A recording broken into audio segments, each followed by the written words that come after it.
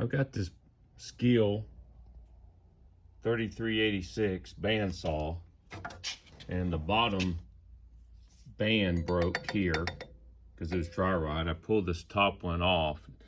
Kind of an odd thing. I can't find, if you notice here, it has a little bit of a raised edge to it.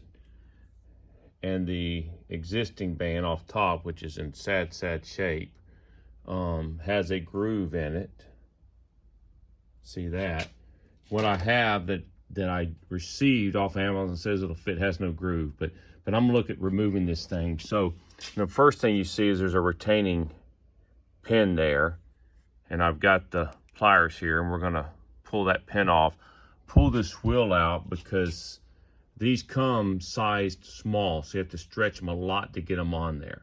So this is the first step, is to pull this off. So you can see that little band fit in that groove, and then it just slips right off. This bottom one, because it has the drive belt behind here that anchors to it, had the retaining pin and then the 3 screws, which I'll undo now and pull it.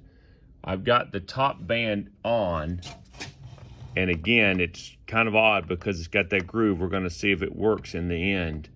It's sitting on there, and when I go to do this one, I'll kind of show you my technique. I don't have a camera stand, so I can really show you while I'm doing it, but I can show you how I did it once I pull this one off. Okay, I'm gonna try to see if I can explain this. I could not get this wheel off, and I'm not gonna beat it to death to try to do it. But this is what I did. I took these channel locks and I clamped the tire onto here. And then as I worked it around, it's gonna get tight. It's gonna come like across here. It's not gonna stretch. So then what I did is I took the screwdriver and slowly worked it on and stretched a little bit as I went around. If you don't use the vice grip on, it's gonna pop off every time.